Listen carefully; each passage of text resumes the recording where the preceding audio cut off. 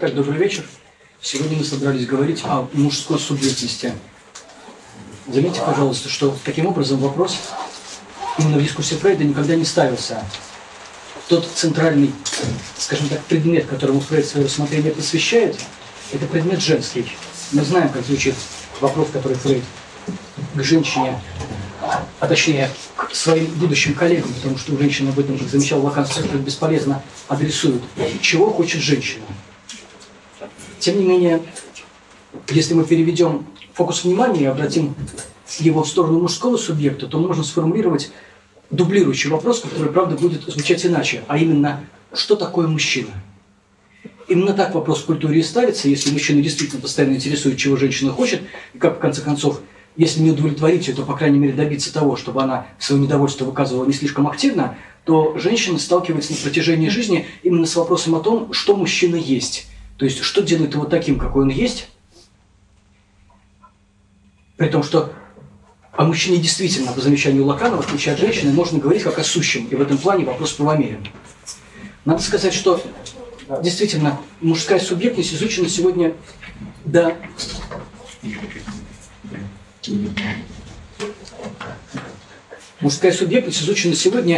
позорного слабо.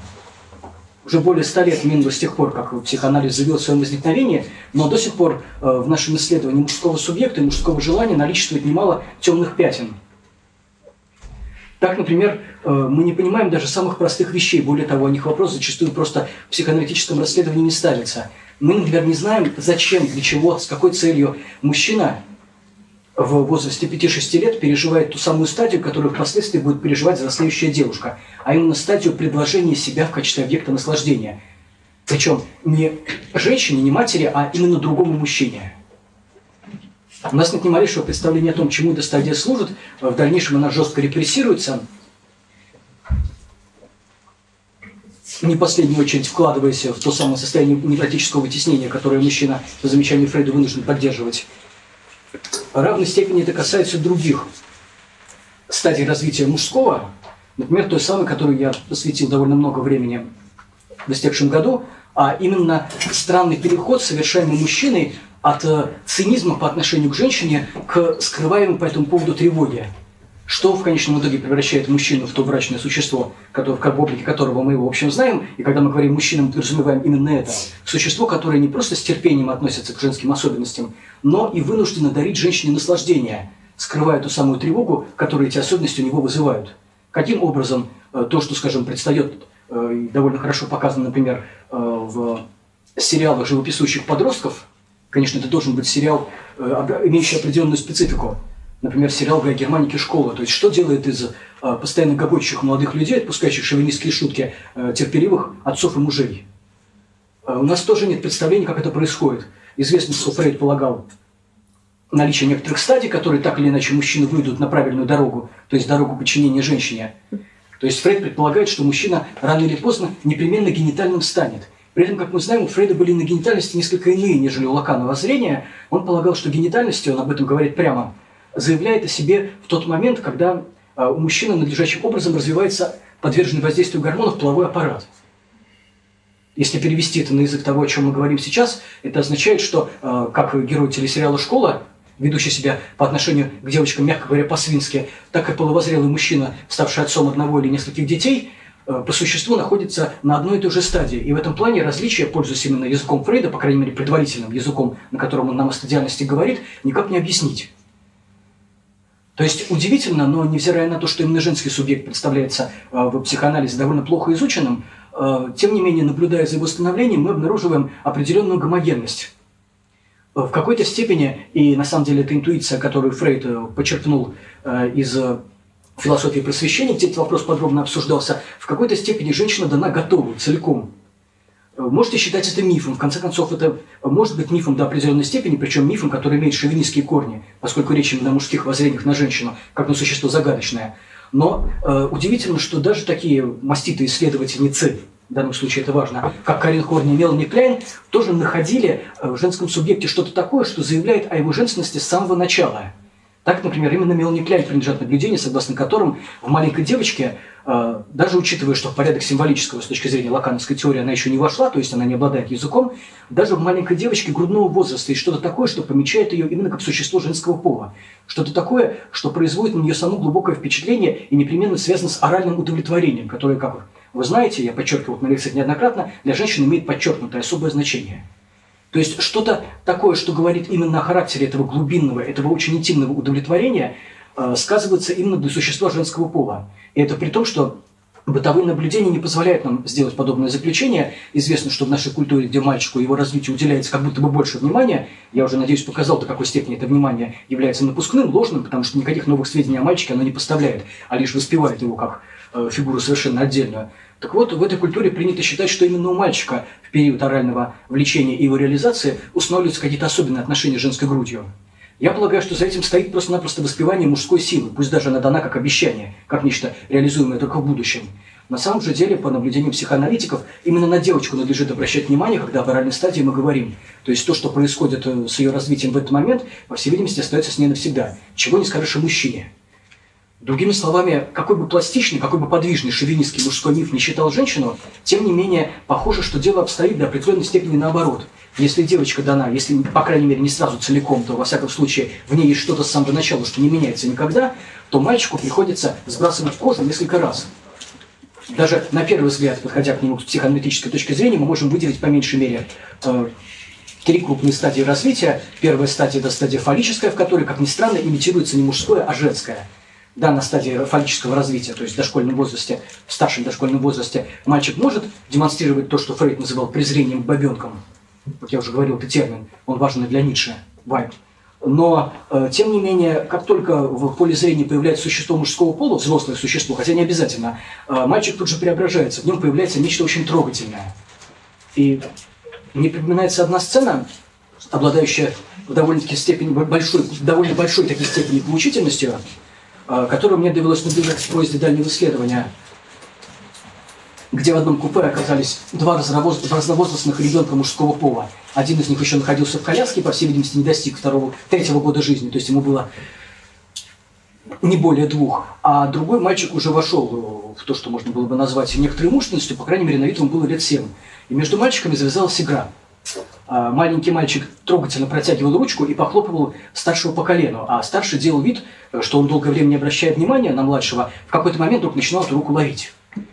И, по всей видимости, старший в этой игре не обнаруживал ничего для себя интересного и до какой-то степени к младшему снисходил. Но для младшего, здесь есть места, для младшего это было что-то совершенно потрясающее, потому что когда на одной из станций старший мальчик вышел, младший разразился горьким плачем. И этот плач не останавливался до тех пор, пока мать не изобрела гениальную формулу, посредством которой она этот плач прекратила. Она сказала: мальчик ушел. Все.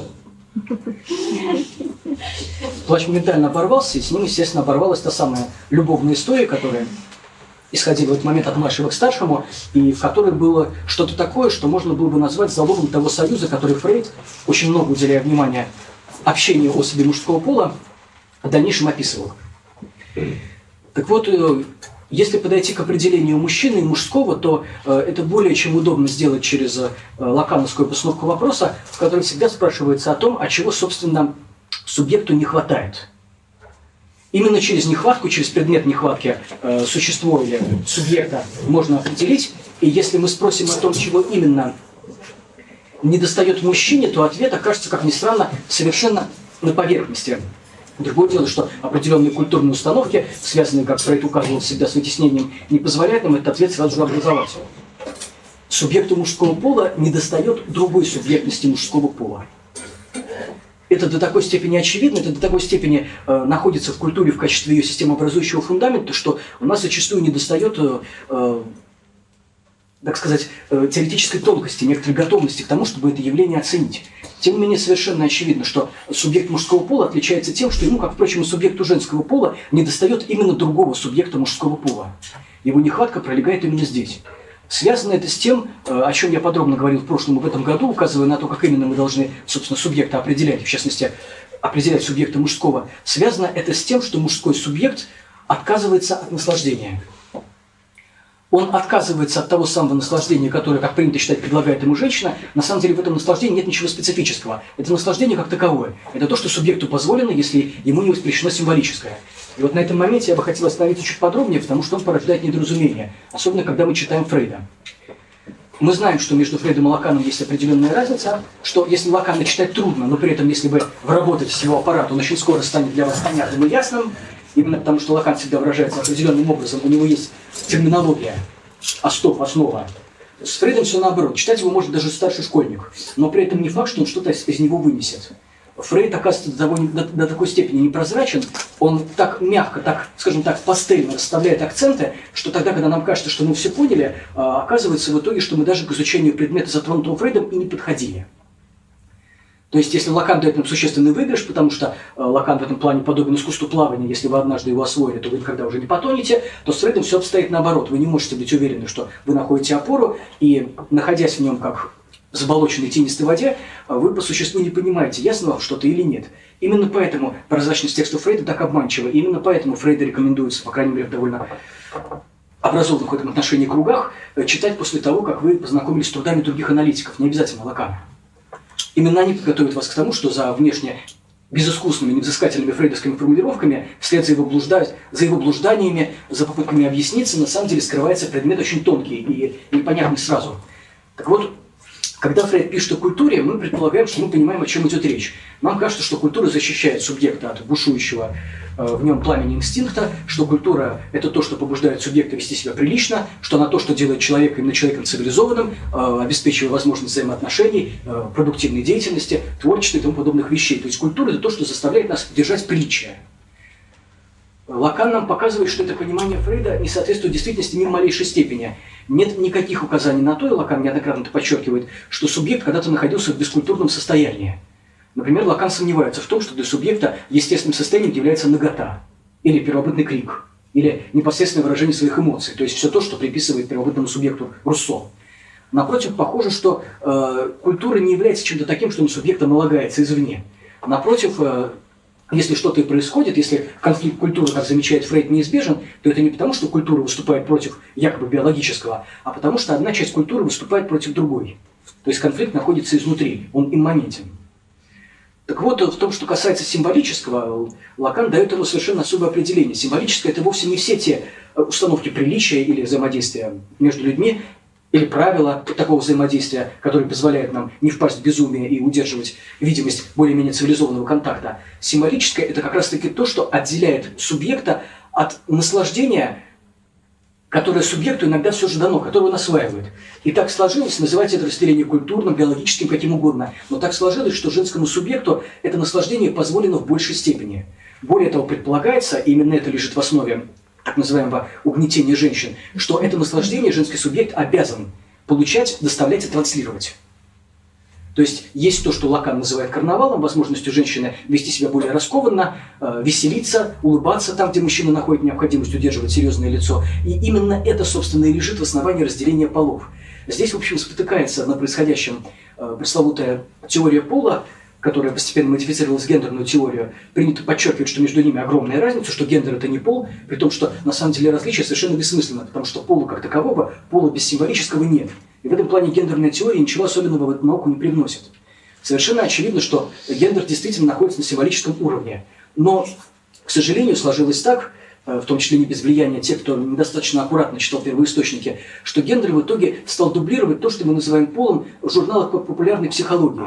То есть гендер по существу представляет собой набор мужских или женских черт, которые у субъекта воспитываются, которые ему приписываются, в рамках которых его заставляют себя вести и так далее. То есть по существу гендерная теория в ее современном популярном виде ничем не отличается от психологии полов какого-нибудь Вайнингера. Хотя, конечно, Вайнингер является автором нерукопожатным. То есть даже если гендерная теория представляет собой защиту прав женщины и защиту мужчины от чрезмерно мужского, от насилия в культуре, которое требует от мужчины относиться к себе со всей строгостью, если даже сам посыл гендерной теории гуманистичен, либерален в своей основе, тем не менее именно в теоретических установках в области методологии гендерная теория ничем от философии Пола Ницше не отличается. И это очень важно, поскольку сегодня нам подают эту теорию как нечто безальтернативное. По существу она находится на стороне условного политического добра, которому противостоит шовинистское мракобесие. Эта ситуация является крайне обманчивой, в том числе по причинам, которые я указал выше.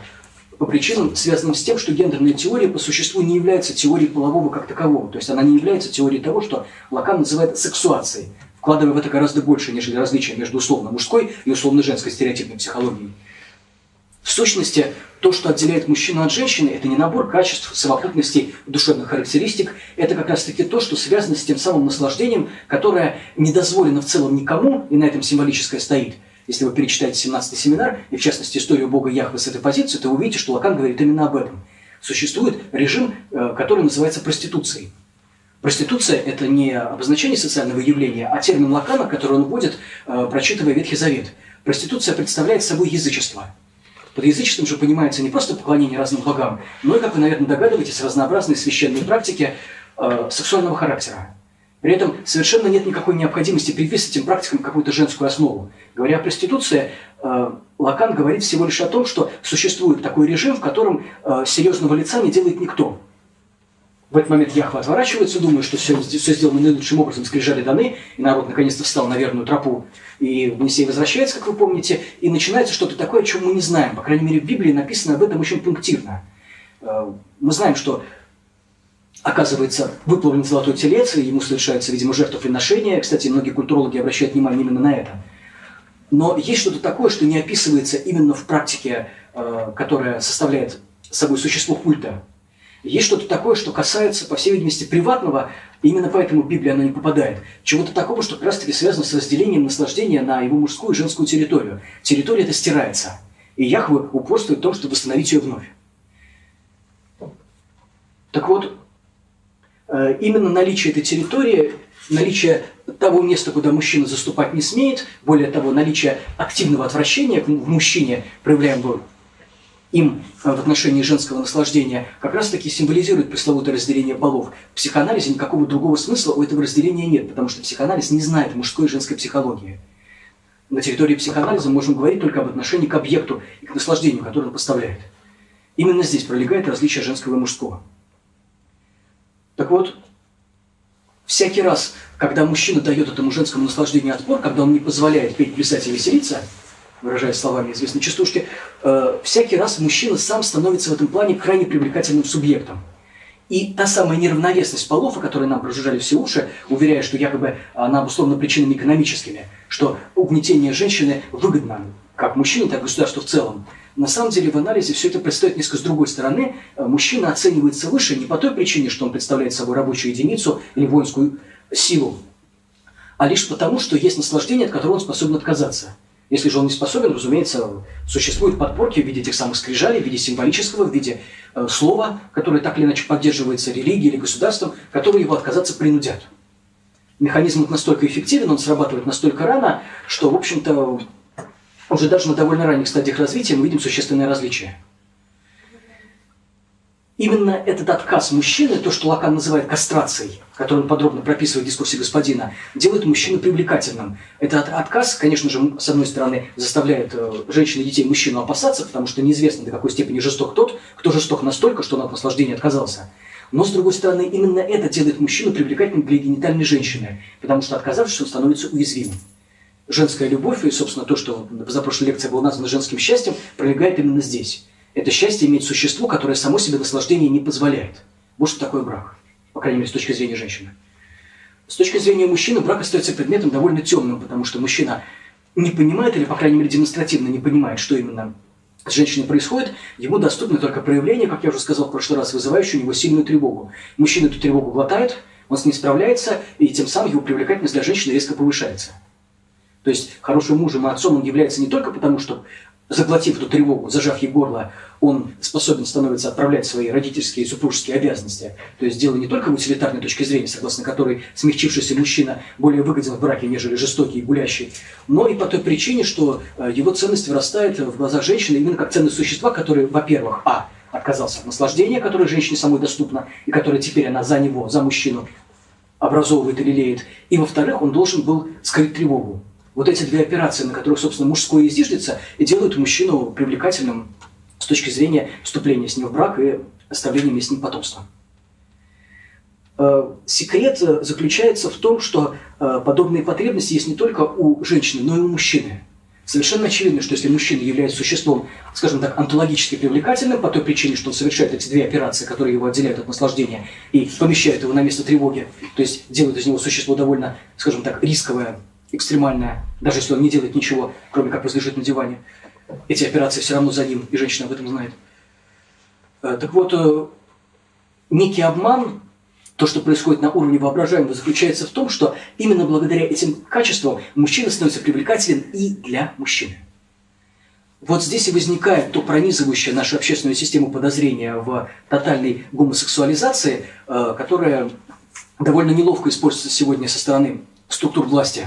Неловко, потому что если власть прежних периодов делала на него существенную ставку, мы знаем, как это происходило по некоторым обществам, которое поощряло подобные отношения между мужчинами, то сегодня до некоторой степени эти отношения закрыты. И это на самом деле любопытно, потому что принято полагать, будто бы наше общество движется к большей терпимости, цивилизованности. Мы видим, что на пути этого движения встречаются отдельные эксцессы, вспыхивающие локальные конфликты, практики одичания, временного или постоянного. Но в любом случае интересно, что нас не оставляет вбитый нам со школьной скамьи в голову миф, согласно которому все же цивилизация ведет к росту терпимости. Многие, даже чуждые психоанализу люди, не раз замечали, что ничего подобного не происходит. Достаточно немного почитать Фуко, чтобы уяснить себе, что, например, криминализация гомосексуальности является очень недавней историей. Ей не более 150 лет. До этого на подобные вещи смотрели, если не сквозь пальцы, то, по крайней мере, избирали совершенно иную меру пресечения, которая ничего общего с государственной волей не имела. То есть перед нами, напротив, не движение к тому, что можно было назвать толерантностью. Удивительно, как много людей на самом деле покупаются на эти истории о толерантности. Неважно, согласны ли они с ее перспективой или, напротив, активно ее осуждают. В любом случае, наивность их просто удивительна, поскольку очевидно, что никакого движения к какому-либо определенному пункту не существует. Существует лишь то, что Лакан называет смещением фокуса реального. Именно это смещение фокуса реального приводит к, скажем, цивилизационным сдвигам, когда от многобожия мы переходим к монотеизму. Именно оно привело к сдвигу, который приводит, по крайней мере, как об этом пишут в словарях, к сдвигу от традиционалистского общества к обществу современному, обществу модерна. В любом случае, перед нами не развитие, не поступательное движение, а нечто такое, что, подобно фонарю, который движется по темной местности, выхватывает то одно, то другое. Именно поэтому полагать, что речь идет о какой-то толерантности, конечно, не стоит. Напротив, сегодня наблюдается, как опять-таки многие замечают, чрезвычайный рост напряжения в отношениях между мужчинами. Рост контроля за проявлениями мужского. И удивительно, что этот рост сопровождается двумя процедурами, которые, на первый взгляд, между собой не согласуются. Одну из этих процедур я описал уже в прошлом сезоне. Это процедура исключения генитализации. То есть, опять-таки, невзирая на некоторые описания, присущие скорее учебникам, выдерживающим марксистский тон, например, описания, указывающие, что за последнее время происходит значительный милитаристский всплеск, обостряются империалистские, как мы сегодня называем их, транснациональные войны. Тем не менее, существует мощная сила, которая генитального мужчину, как я говорил на прошлых встречах, выталкивает за пределы, скажем так, круга цивилизованных людей. Ну, разумеется, избавиться от генитальности мужчина не в состоянии, но, по крайней мере, ему воспрещают те проявления генитальности, которые не укладываются в то, что могло бы обслужить женское наслаждение. И это происходит повсеместно. Я указывал на то, как происходит это в литературе. Мужчина, который может быть признан носителем генитальности, то есть чересчур строгий мужчина. Мужчина, который ведет очень резкую репрессивную политику в отношении, прежде всего, своего наслаждения. При том, что это касается наслаждения ребенка, и женщинам тоже многое воспрещается. Этот мужчина непременно в определенный момент становится отрицательным литературным персонажем. Я приводил пример мистера Домби, но на самом деле можно это делать повсеместно, таких примеров масса. Чуть только мужчина выказывает что-то такое, что мы опознаем в быту как большую жестокость, хотя на самом деле мистер Домби вовсе не жесток, тем этот пример хороший и интересен. Перед нами не криминальный субъект. Жесток, как мы знаем, скорее Сайкс. Ну и то он в итоге ломается быстрее, чем Домби. Так, в любом случае, генитальность – это что-то такое, что начинает именно в современном обществе, я имею в виду в интеллектуальную сторону, ту самую, где развивается гендерное исследование, где господствует определенная литература, где читают определенные философские работы, где придерживаются, скажем так, пролевацкого взгляда на вещи, на политические вещи. Именно здесь генитальный субъект становится крайне нерукопожатным. Ему отводят какое-то карикатурное положение, ему даруют карикатурное изображение, в котором он предстает несовместимым с той самой перспективой толерантности, которую я упомянул выше.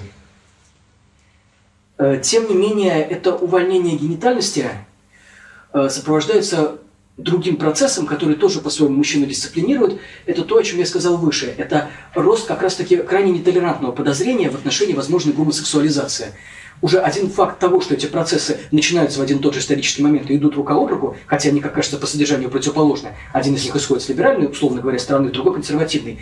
Один факт того, что они находятся в метонимическом соположении, указывает на то, что, возможно, между ними больше общего, чем принято считать. То есть перед нами два способа дисциплинаризации, как назвал бы это Фуко. И они, конечно, налагают очень серьезный отпечаток на, скажем так, проявление мужского. Сегодня мужчине не позволены те формы наслаждения от мужчины, которые были ему позволены ранее. И по существу мы не знаем, к чему это может привести. То есть, если сегодня любые отношения между мужчинами, отмеченные больше или меньшей теплотой, подвергаются даже со стороны довольно-таки толерантных людей определенным подозрениям, это подозрение вспыхивает в нас образом неосознанным.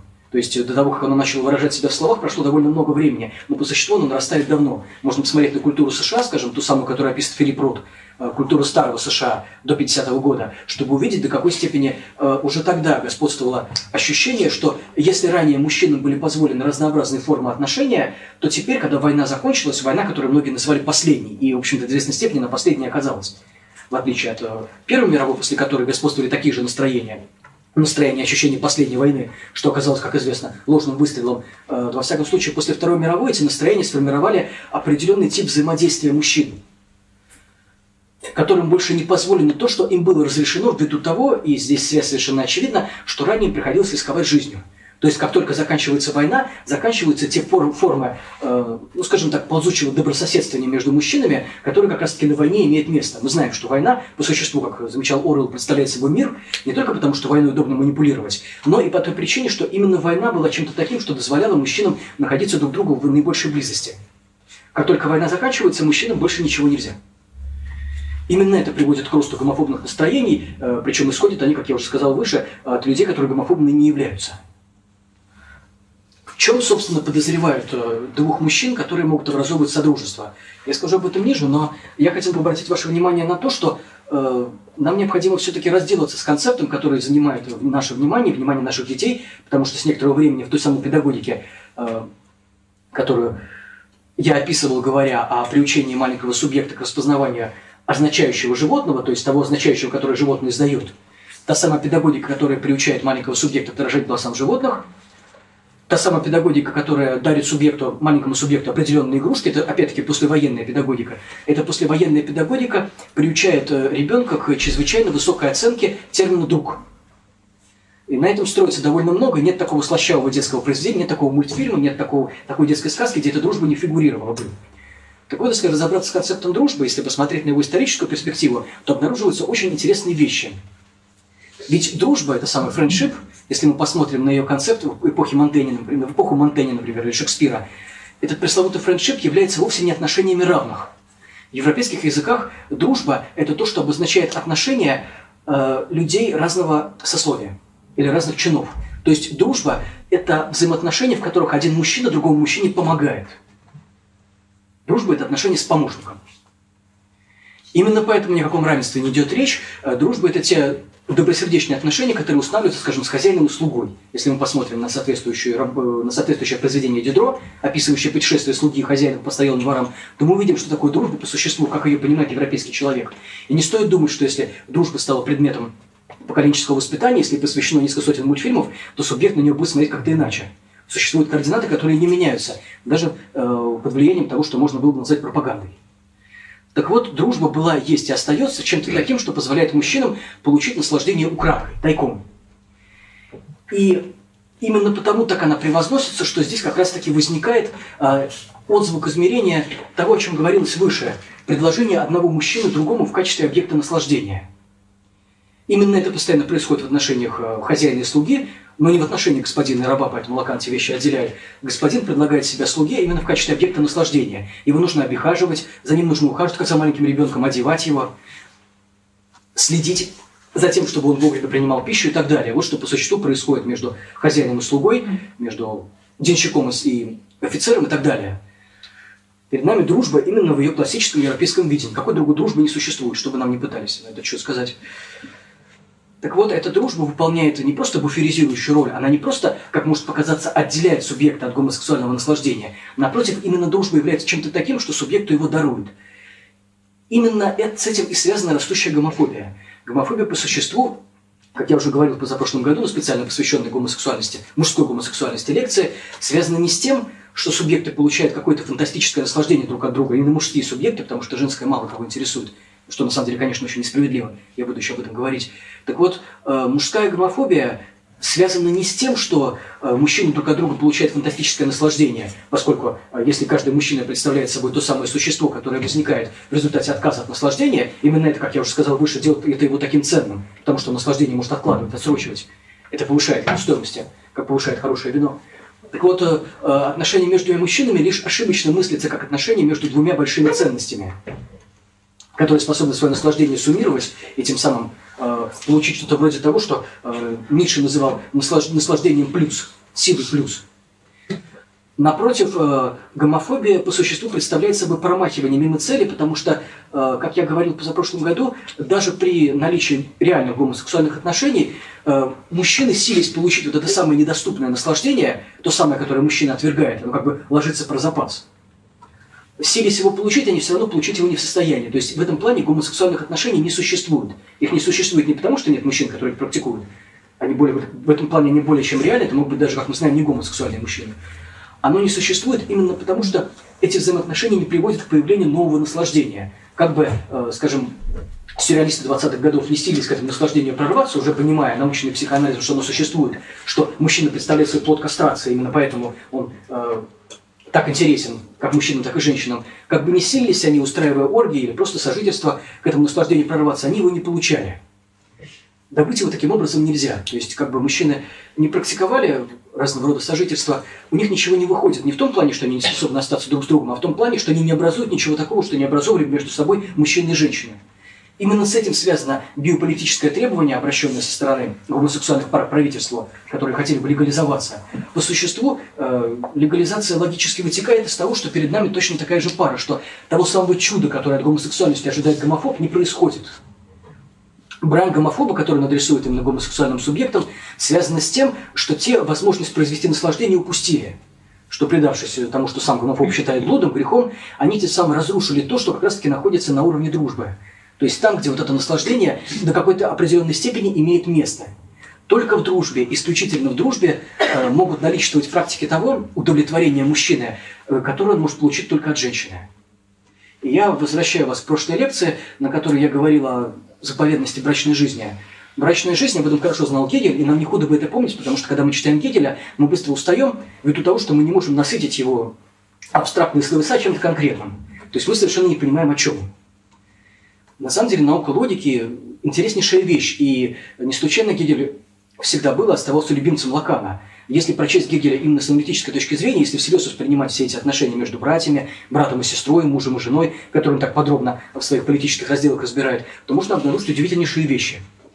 Так я уже в прошлом году говорил о потаенных отношениях брата и сестры, о том, что есть нечто такое, что сестра делает с братом, и нету больше у брата в жизни такой женщины, которая делала бы то же самое. При том, что речь, разумеется, не идет о каких-то скабрезностях. То есть перед нами какое-то мимолетное удовлетворение, которое можно получить только от сестры, и больше ни от кого. И поэтому отношения брата и сестры всегда были до определенной степени освящены. Особенно это было характерно, как ни странно, для Древней Греции. И по существу Антигона именно об этом. Антигона раскрывает нам потаеннейшую тайну, согласно которой брат выступает для сестры не просто очень важным мужчиной, но и до какой-то степени он является ее кастрированным отцом, которому она приходит на помощь. Что и случилось с Антигоной, у которой ее брат как раз-таки является ее отцом. И эта потаенность как раз обуславливает то самое, что Гегель так пресно, возможно, ему правда не доставало художественного вкуса, называет в науке логики равновесием. Отношения брата и сестры, говорит Гегель, представляют собой чудесное равновесие. И нам это кажется или чересчур понятным, поскольку в случае брата и сестры происходит экземплярное представление обоих полов без того, чтобы они вступали в сексуальные отношения, то есть случай правда довольно чистый. С другой стороны, это очень тривиально. Но в целом это очень загадочно, потому что под равновесием Гегель, видимо, и понимает ту частицу наслаждения, которую мужчина от сестры может усвоить. Усвоить, как я уже сказал выше, образом контрабандным, потому что больше он не получает это наслаждение ни от кого. Есть, скажем, брачные наслаждения, которые тоже невозможно получить больше ни от кого, и именно с этим связано то, что институт брака до сих пор рассматривается, если не как нечто священное, то, по крайней мере, все же имеет хоть какую-то ценность. Если брак не рухнул до сих пор, то это потому, что существует в том, что я в тот раз назвал знанием, в этом хранилище представления о сексуальном наслаждении, существует в браке что-то такое, что действительно не сводится к сожительству. Но не в том плане, что брак представляет собой нечто освященное государством, то есть помеченное печатью символического, а в том, что есть такие вещи, которые женщина способна подарить, сама не зная того, на самом деле. Она не имеет ни доброго, ни злого умысла. Но есть такие вещи, которые женщина одаряет только того, с кем она состоит в браке. Это, опять же, не нечто сексуальное. Мы прекрасно понимаем, что ничего такого из области сексуального, что можно было получить от другой женщины, мужчина в браке не получает. То есть там в этом плане нет ничего нового. Но в браке возникает что-то такое, что дает мужчине возможность реализовать вещи, которые остаются его глубочайшим секретом. Известно, скажем, как в мужских кругах относятся к браку. Если кто-то вступает в брак, то этого человека товарища рассматривают как потерянного. Но происходит так не потому, что ему приходится больше времени проводить с женой, хотя это тоже не в последнюю очередь имеет значение, а по той причине, что субъект этот узнает в браке что-то такое, чего эти мужчины еще не знают и, в общем-то, даже знать не хотят.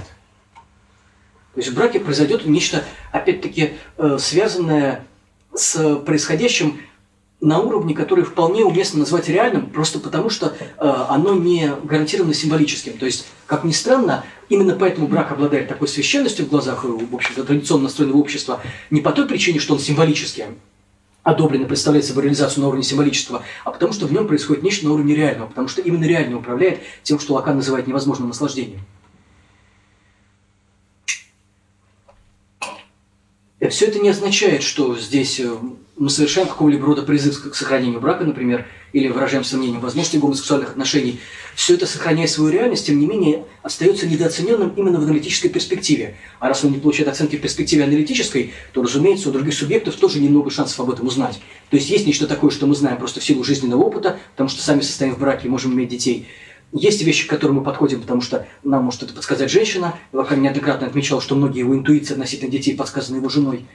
Но все эти вещи, не становясь предметом психоанализа, не получают тем самым оценки на том уровне, который можно было бы назвать историческим. То есть нам не удается сформулировать, какого рода изменения, в том числе цивилизационного характера, ожидают нас по той причине, что перед нами наличествует, как я уже сказал выше, самое крупное изменение политики в отношении мужчин. Политики я имею в виду в области наслаждения. То есть то, что сегодня мужчине воспрещены некоторые вещи, то, что сегодня он некоторых вещей лишен, в частности, он, опять-таки, как лишен того, что может произойти в браке, потому что брак сегодня не обладает той настоятельностью, которой обладал он ранее, так он лишен и того, что он мог найти в дружбе. Потому что сегодня дружба – это что-то такое, что постоянно проверяется на наличие в ней гомосексуального наслаждения. Но если оно там не присутствует, то, естественно, само существо дружбы тоже сходит на нет. То, что мужчина сегодня лишен, в том числе в-третьих, то, что касается всего того, что касается его генитальности, то есть мужчине не позволено проявлять ту самую строгость по отношению к наслаждению, которую ранее от него требовали. Сегодня буквально требуется нечто обратное. То есть то, что сегодня с мужчиной происходит, третье явление, представляет собой что-то такое, последствия чего предсказать мы пока не в состоянии. Даже если бы мы, скрипя сердце, присоединились к повестки гендерной теории, то есть сочли бы, что мужчина представляет собой существо воспитуемое, что долгое время он господствовал над женщиной, проявляя свои самые низменные некрасивые инстинкты, но сегодня цивилизация больше не позволит ему этого совершать. Если даже мы встанем на такую довольно странную, откровенно говоря, точку зрения, то мы все равно не можем предсказать, что случится, если мужчину по этим трем позициям начать теснить. То, что нам сегодня говорят сторонники консервативных сил, конечно же, никуда не годится. То есть в том, что касается подозрений консерватора обычно правы, я не раз замечал, что консерваторы есть, по крайней мере, маленькая частичка истины, она ему доступна. Другое дело, что он выражает ее очень плохо. Ему ее не сформулировать, кроме разве что как брани и ругани по отношению к либеральным силам. Но консерватор, когда он говорит об охолащивании мужского, о потере мужчине мужественности, о том, что в мужчине пропадает нечто такое, что позволяет ему женщине управлять, он, конечно же, не попадает в цель. Происходит вовсе не это. Навряд ли мужчина решается потенцию управления. Происходит что-то такое, что Фрейд с полным правом называет вытеснением в результате расщепления. Если мужчина оттесняется с некоторых позиций, если его конфигурации наслаждения изменяются, то какого рода преобразования этих конфигураций нам нужно ожидать? То есть какой субъект перед нами появится? Появление чего нам нужно ждать? Конечно же, бесполезно говорить об этом как об ослаблении, о лишении жизненных сил, хотя любопытно, что многие философы, отнюдь не являвшиеся большими шовинистами, я говорю не только о Ницше и Вайнингере, есть и другие, замечали, что действительно сегодня происходит что-то подобное, что мужчина смещается со своих позиций, что ему больше не позволено проявлять власть, и тем самым, конечно, становится не таким привлекательным субъектом. Но выше я уже указал, что эти философы, конечно, ошибались, что они транслировали скорее мужской миф о самих же себе, что дело не в том, что мужчина привлекателен властью там, или побоями, которые он женщине наносит, или воспитательными мерами, которые он в отношении семейства осуществляет. Мужчина привлекателен именно отказом от наслаждения. Больше от него ничего не требуется. Он может быть самым кротким человеком на земле. Но если отказ от наслаждения совершается, и если при этом ему доступно проявление этого отказа, если он проявляется как генитальный субъект, что не означает, что он является субъектом мачистским, как уже было сказано, в таком случае перед нами сохраняется то самое состояние, которое можно назвать состоянием разделения полов как таковым. Ибо, как я уже сказал выше, ничем, кроме как несимметричностью в отношении практики наслаждения, разница между полами не поддерживается. И я бы хотел, чтобы развеять, возможно, последние сомнения относительно генитального образа, указать на то, где он действительно встречается и где он в описании доступен. Я уже сказал выше, что с определенного времени художественная литература, а также практика кинематографа занимают определенную позицию в отношении генитального мужчины, так что мы больше не можем его увидеть никак иначе, как только в виде карикатурном, скажем, в виде киношного злодея. И в этом смысле очень ценны те литературные источники, где генитальный мужчина все же оказывается каким-то образом описан. Если я вам назову этот источник, вы будете крайне удивлены, потому что вы привыкли смотреть на него совершенно иначе. Я говорю о описаниях Достоевского. Принято считать, что Достоевский живописует мужчину сломленного, мужчину стилизованного, слабого. Мужчину, который вместо того, чтобы поддерживать честь и достоинство главы семьи, занят какими-то странными выяснениями со своей совестью, с какими-то явившимися или мыслями или видениями, с чем-то таким, что находится за пределами брака. И в этом смысле на Достоевского распространен крайне, скажем так, с одной стороны тривиальный, а с другой стороны неправильный взгляд. Потому что Достоевский представляет собой, на самом деле, одного из немногих авторов, который представляет генитального мужчину не то чтобы как он есть, потому что есть он во множестве ипостасей, но во всяком случае в тех проявлениях, которые для него являются общими. Интересно, что эти проявления нам не даны. Мы о них ничего не знаем, зачастую даже если сами являемся мужчинами определенного возраста. Они доступны не всякому. И это любопытно, потому что, как правило, в психоанализе принято говорить именно о женских странных состояниях, которые доступны не всякому. Скажем, вагинальный оргазм. То есть, как бы сегодня не говорили о том, что между клиторальным оргазмом и вагинальным нет разницы, потому что по существу задействуется один и тот же орган. Но все же это известно из женского опыта, это известно и подтверждается теперь и данными некоторых измерений. Вагинальный оргазм представляет собой задействование клиторального наслаждения с другой стороны. Неудивительно, что женщины опознают его иначе, что дан он не всем, что многие стараются добиться его, многие им пытаются овладеть и специально обучаются. То есть тут есть какие-то особые состояния, которые знают не все женщины, но при этом это состояние является для женщины патогномоничным. В том плане, что оно отмечает только ее, это ее секрет. Настолько потаенный, что зачастую она сама его даже не знает. Но интересно, что у мужчин есть такие секреты, есть определенного рода аффекты, которые присущи не каждому мужчине, не каждый о них знает, не каждый доходит до такого состояния, но тем не менее они патогномоничны именно для мужчины. И Достоевский их представляет в достаточно широком спектре. В частности, это то, о чем сегодня говорить нельзя. Еще какое-то время, возможно, что сама речь об этом будет поставлена под запрет. То есть она станет предметом прямой цензуры, как сегодня стали предметом почти прямой цензуры некоторые, например, шовинистские или гомофобные особые состояния. Их можно было бы назвать измененными состояниями сознания, если бы этот термин не был зарезервирован за гораздо более тривиальными, малоинтересными практиками, скажем, практиками наркотического опьянения, которые никакого отношения к сексуации не имеют.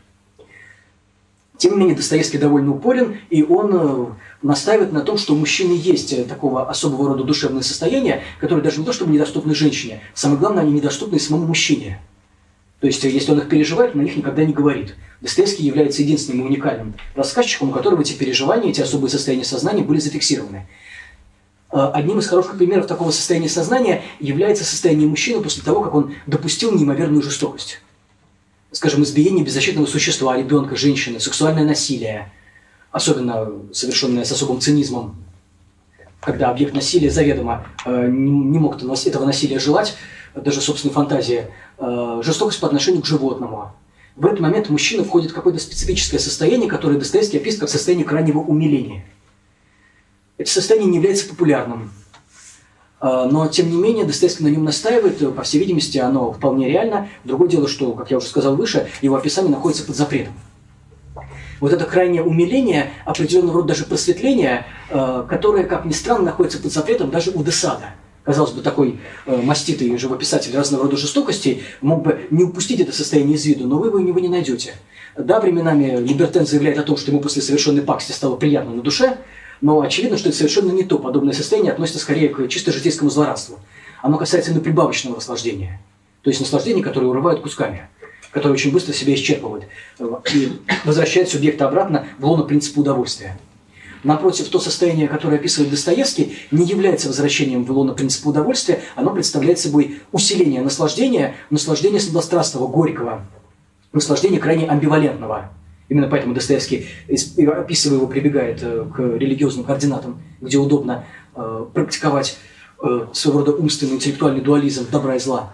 Дуализм, похоже, не отвечает ничему конкретному, мы должны считать его просто-напросто мифом, но вот то самое состояние, которое в этот момент у мужчины возникает, поднимается, как однажды Лакан выразился, в деликатной и хрупкой душе мужчины, вот это состояние, по всей видимости, является чем-то очень патогномоничным, то есть характеризующим именно мужского субъекта, и важным для понимания того, что такое генитальность. То есть генитальность по существу акцентируется не на жестокости, потому что Достоевский не описывает причины жестокости. Мы не знаем, почему субъект так поступает. Он лишь показывает, что для субъекта это нечто такое, что к жестокости не сводится. Что здесь по существу имеет место не садизм, который часто же мужчины приписывают, одновременно приписывая, с другой стороны, мазохизм женщине, а дело в достижении каких-то состояний, которые иначе достичь нельзя, и которые не могут быть даны мужчине без того, чтобы совершить такого рода непотребное, действительно, разрушительное в отношении более слабого субъекта действия. То, что я говорю, ни к чему нельзя приложить. Очевидно, что мы не можем призывать к тому, чтобы мужчине было дано позволение состояние практиковать. Очевидно, что с ними всяческим образом будет бороться как государство, которое как раз-таки следит за тем, чтобы мужчина не разбрасывался этими состояниями зазря, так и, в общем-то, женская коллегиальность, опять же, заинтересованная в защите прав женщины. То есть речь не о том, что необходимо этого генитального мужчину как редкого зверя сохранять, дозволив ему проявлять свои особенные проявления, как мы дозволяем их проявлять, скажем, хищнику, который без них хищником не является. Дело лишь в том, что мы об этих состояниях не знаем ничего. То есть поучительно само их наличие, что они в субъекте обслуживают, чему они нужны. Очевидно, что то состояние, которое я описал выше, женщине ни к чему, она ничего не хочет о нем знать. Мужчина, который это состояние испытывает, не является для нее привлекательным. То есть даже на уровне самой грубой биологической теории выживания это состояние абсолютно ничему не служит. Равно как неоднократно замечалось, что ничему не служит и женский вагинальный оргазм. Он не способствует ни укреплению сперматозоидной яйцеклетки, он не повышает качество потомства. То есть есть что-то такое, что Баттель справедливо называл избыточным. То есть оно выходит в тот уровень целесообразности, который допустим в отношениях полов. То есть, если выше я сказал о том, что генитальность мужчины действительно для женщины привлекательна, тогда, когда мужчина отказывается от наслаждения и не проявляет свою тревогу, если для мужчины, опять же, существует выигрыш в женщине, когда она наслаждается беспрепятственно, она наслаждается беспрепятственно именно для того, чтобы мочь дать то самое супружеское наслаждение, о котором мы, опять же, не знаем ничего, если только сами случайно не оказались ему причастны. То есть, если все, что я описал выше, обладает известной целесообразностью и укладывается в, пусть дешевый, но тем не менее более-менее понятный утилитаризм, то те состояния, которые я описал выше, не отвечают ничему подобному. Они совершенно избыточны, они бессмысленны, в них нет ни малейшего толку, но тем не менее без них мы как будто бы лишаемся какого-то важного, придающего полам объем измерения. Совершенно очевидно, что никого это сегодня не интересует, что дальнейшая демократическая политика будет настаивать на том, чтобы от женщины отстали именно в отношении безграничного наслаждения, чтобы ее, скажем, не трогали в том, что касается ее оргазма, чтобы больше никто не следил, особенно не следили за этим мужчиной в том, как она этот оргазм получает. Очевидно, что дальнейшее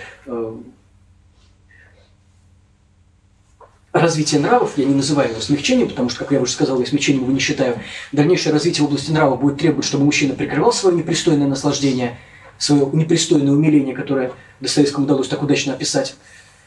Но, тем не менее, я лишь говорю о том, что мы не знаем, к чему это приведет. То есть, как будет сконфигурирован субъект, который этих измерений лишен, для нас неизвестно. Чем он будет наслаждаться, как будет организовано его желание, как станет функционировать его поиск объекта. Любопытно, что у Фрейда на этот счет было вполне определенное мнение. По всей видимости, он считал, что подобного рода запрещения будут усугублять дальнейшую невротизацию. Лакан уже этого не утверждает. Я полагаю, что опять-таки говорить так нет ни малейшего смысла, потому что стоять на этих позициях означает возвращаться в умеренное ницшанство. Философия это по-своему славна, от нее много толку, но только в том случае, если прочесть ее надлежащим образом. Прочесть ее с тем, в частности, что Хайдеггер называл коррекцией, то есть прочесть ее, подвергая все то, что Ницше было сказано, сильнейшему сомнению, и показывая, как та процедура мысли, которую Ницше силится произвести, в итоге подрезает сама себя, буквально на лету. В этом отношении мы не можем проводить наивную идеологию сохранения мужского и женского. Даже если бы мы случайно встали на такую карикатурную точку зрения, в любом случае нам это сохранение было бы не по силам. Мы можем лишь констатировать, что происходит изменение, и это изменение подкрепляется тем, что Лакан говорит, в частности, об университетском дискурсе. Ибо гендерная теория является, конечно же, плодом университетского дискурса. Она представляет собой подход к мужскому и женскому, в рамках которого, как было сказано выше, можно все описанные состояния полностью исключить. Они не имеют для гендерной теории ни малейшего значения. Если их исключение происходит поначалу в том, что можно было бы назвать философской идеологией, то постепенно это исключение, конечно же, перейдет на более широкие сцены. Что нам ожидать в этом смысле, каким будет мужской субъект впоследствии, в этом плане для нас остается загадкой. Тем не менее, это обрезание отдельных его измерений не является поводом к тому, чтобы их не изучать. Напротив, по всей видимости, именно потому, что эти измерения очень хрупкие, именно потому, что свидетельств о них крайне мало, нам, по всей видимости, надлежит всерьез ими заняться. То есть задача психоанализа, в том, что касается описания разделения полов, является не продолжение той линии, которую заняла Джудит Батлер, кстати, опираясь на Лакана и Фуко, и которую она, невзирая на то, что женщина, безусловно, гениальна, тем не менее представила скорее в уплощенном виде. Символического Батлера, я имею в виду термин, это не то же самое, что символическое у Лакана. И многое из того, что Батлер было в этом направлении сделано, оставляет понятие символического кастрированным. Многие измерения из него просто-напросто улетучиваются. Та идеология, которая проистекает из учения Батлера, тот умеренный гендерный активизм, который мы сегодня наблюдаем среди молодых людей до 30 лет, тоже представляет собой дальнейшее выхолащивание, происходящее по этой линии.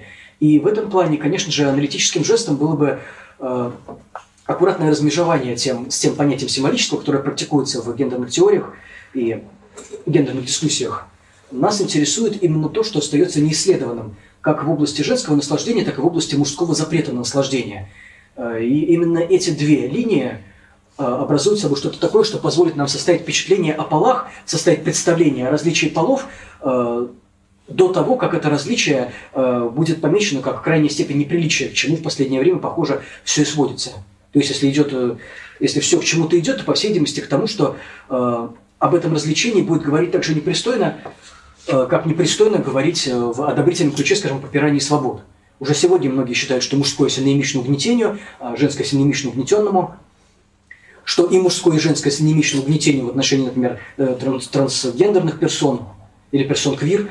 То есть в тот момент, когда определенный пол становится именем для угнетения или угнетенного, то, что мы развиваем в психоаналитическом ключе, пропадает из поля зрения. Становится неприличным, опять-таки, в этом новом викторианстве то самое, что Фрейд находил неприличным в свое время.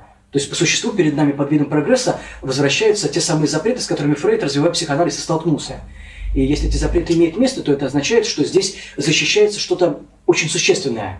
Что здесь находится что-то такое, что субъект не может усвоить. Что само разделение полов, как однажды заметил Жижик, полемизируя с Батлером, связано, по всей видимости, с этим самым невозможным наслаждением, от которого субъект всячески себя оберегает.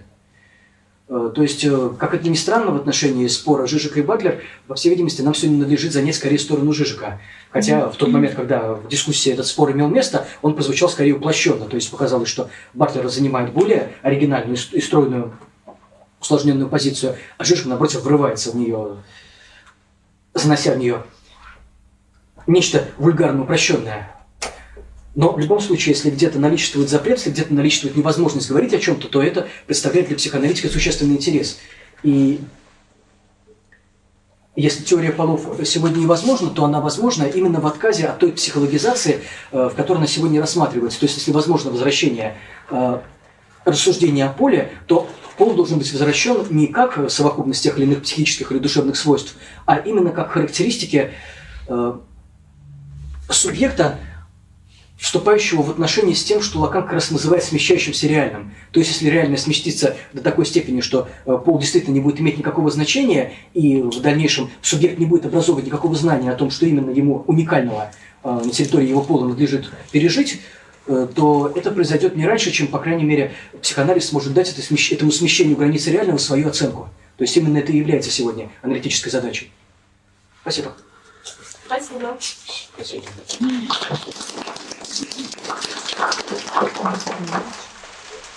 Вопросы, пожалуйста?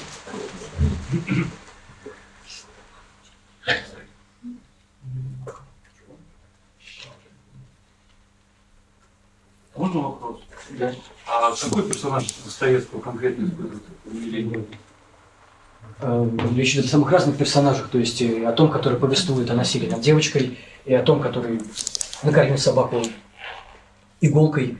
То есть это касается большинства основных романов Достоевского. Ну, хотя бы имя какое-нибудь. С какого романа? Вот я не открывал, если честно, «Братья Карамазовы» сегодня, хотя у меня было побуждение. Как звали мальчика, который подсунул жучке иголку? Красотки. Красотки, точно, да. Хорошо. Да. И Ставрогин из «Бесов». Да, совершенно верно. Спасибо. Можно Да, вопрос? пожалуйста. Прозвучала реплика «конфликт между природой и культурой». На самом деле конфликт между культурами внутри, да? А что значит конфликт между культурами? Конфликт между культурой, то есть культура обращается против сама себя. А что это значит? Это означает, что субъект обладает поначалу всем тем, что культура могла ему дать, а это то, что я сказал выше. Это отказ от наготы, то есть отказ, который имеет место с самого начала. Мы не знаем такой стадии развития, по крайней мере, в антропологии, в которой субъект был бы наг. Это отказ от смешения кровей, то есть от вступления в инцестозные отношения.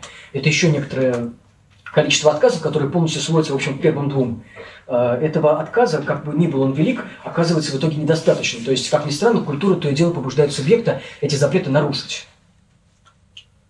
То есть, то, что побуждает субъекта эти запреты нарушать, исходит не из природы, а из самой культуры. А вот это и вопрос, каким образом это происходит? Ну, хотя бы в каком-то виде, можете?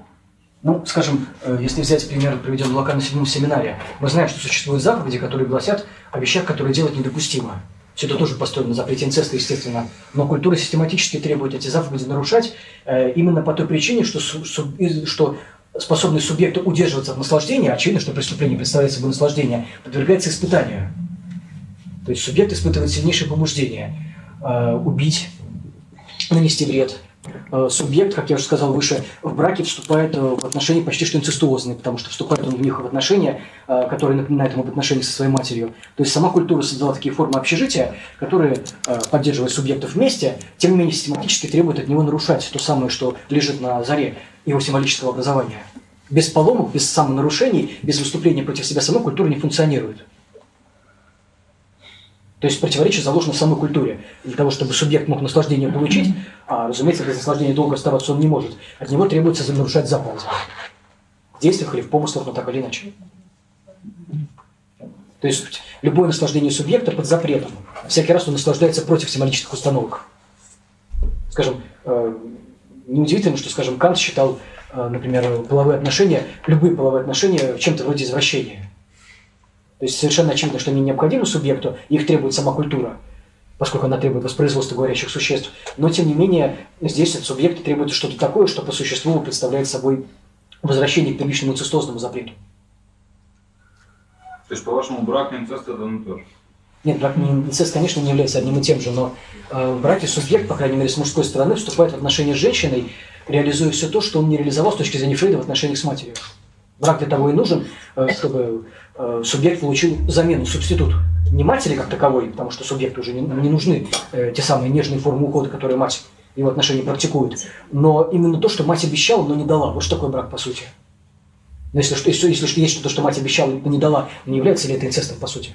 По крайней мере, на уровне грамматики языка. Да. Еще такой вопрос по поводу, каким способом есть лакановский, сейчас скажем, я что-то есть, лакановский фантазм вот в этой, вот в целом в этой всей концепции, то есть вы ничего не сказали по поводу вот Действительно. функции лакановского фантазма, субъекта, с объектом, как это все сопоставимо. Отношение Лакан подробно описан в 5-м семинаре. И именно по этой причине он оказывается наиболее распространенным, занимая более 800 страниц. Уже это как бы подсказывает, какой перспективы краткого ответа на ваш вопрос. Но в любом случае фантазм представляет собой что-то такое, что с одной стороны, открывает субъекту вход в наслаждение, а с другой стороны, относительно природы этого наслаждения обманывает. Вот. А дальше? Да, мне так интересно мысль. Дальше появляются дети. То есть фантазм представляет собой нечто такое, что позволяет субъекту обмануться в отношении своей тревоги. В какой-то момент субъект, не переставая ее испытывать, тем не менее оказывается от нее свободен. То есть если субъекту удается совершить то, что было сказано выше, если удается ему вступить в сексуальные отношения, то это по той причине, что фантазм образует то, что Лакан называет в 10-м семинаре рамкой. Представляя для субъекта в виде картины реальности, на какой-то момент оставляет тревогу за этой картиной. То есть у субъекта появляется возможность действовать. Если бы не фантазм, то никакого доступа к наслаждению у субъекта бы не было.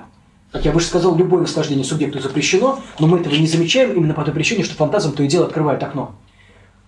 Это происходит благодаря функции объекта А, которую Лакан рисует в 11-м семинаре, показывая, что именно объект А затыкает дыру, которую в то же время он в состоянии открыть. То есть он представляет собой нечто вроде затычки поплавка, которая, открываясь, спускает немного прибавочного наслаждения. То есть наслаждаться субъект может в силу того, что фантазм имеет определенную структуру. Если бы не фантазм, то любое наслаждение, как сексуальное, так и любое другое, впрочем, мы знаем, что другого не бывает, для субъекта было бы закрытым.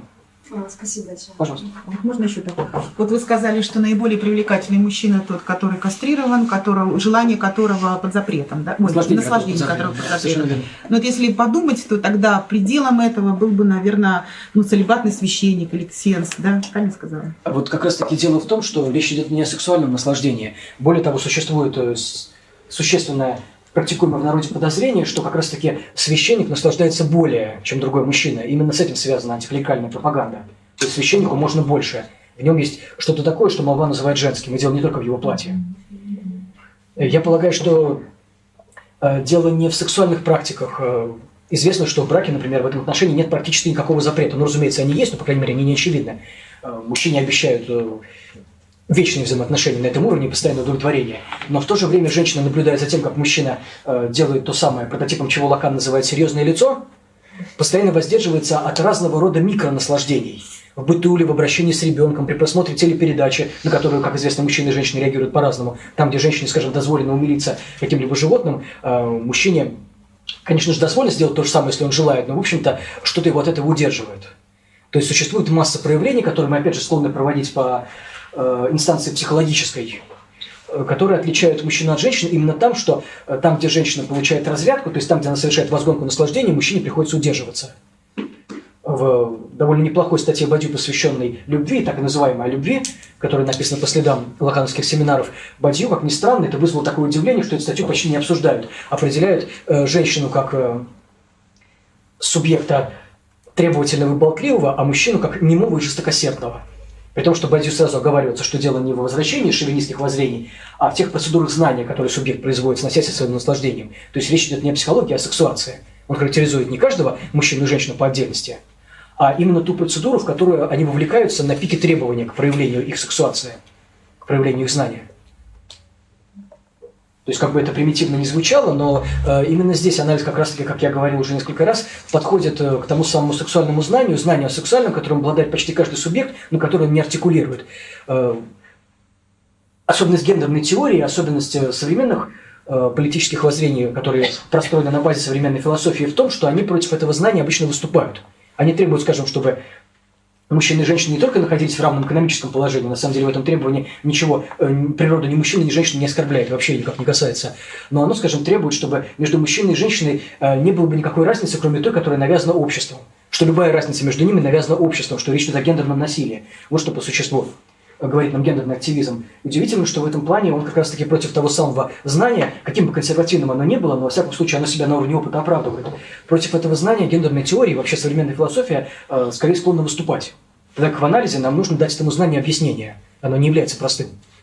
Процедура, с помощью которой Бадью объясняет свой тезис, занимает более 15 страниц. И там введено порядка 10 новых терминов.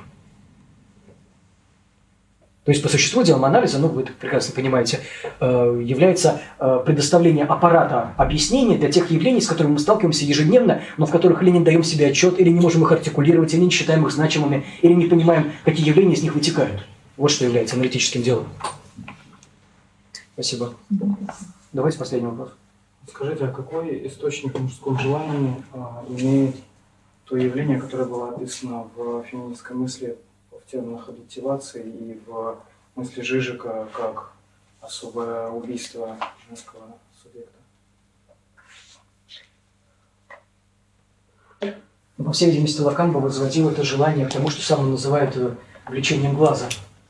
Если вы не помните 11 семинар, ну, хотя бы в Жижиковском пересказе, то существует влечение глаза, которое влечется не в прекрасной форме, как это утверждали классицисты, а к чему-то такому, что Лакан называет яркой точкой, пятном. То есть влечение взгляда – это по существу то, что пригвождает. И поэтому, по замечанию Лакана, каждый глаз оказывается дурным. Именно поэтому в культуре не существует доброго, хорошего, сопроводительного глаза. Лакан спрашивает, приводя пример, по-моему, из «Исхода», не является ли тот самый глаз, который сопровождает героев путешествия, чем-то таким, что его оберегает. То есть не существует все-таки глаза доброго, который присматривает, который хранит, скажем, глаза божественного. И Лакан отвечает, что по его личному опыту чтения, равно как по его аналитическому опыту, доброго глаза не существует. Даже если глаз не имеет дурных намерений, если он присматривает, оберегает, приглядывает за субъектом, он все равно его пригвождает. То есть глаз является злым, недобрым именно по той причине, что глаз воплощает собой наилучшим образом ту самую функцию символическую, которая связана с ударом, пригвождением, нанесением зарубки, повреждением, которое доступно глазу и которое отмечает субъекта как выделяющегося, с чем и связана, скажем, функция метки, которая наносится раскаленным ножом или каким-либо другим предметом. То есть глаз по существу и есть наносимая метка. Именно поэтому в среде, скажем так, более примитивной, более мачистской не принято смотреть друг другу в глаза. За взгляд можно ответить. Потому что глаз по существу это существенное вмешательство. Оно невыносимо, оно оскорбительно, оно проставляет метку, клеймо. Благодарю вас.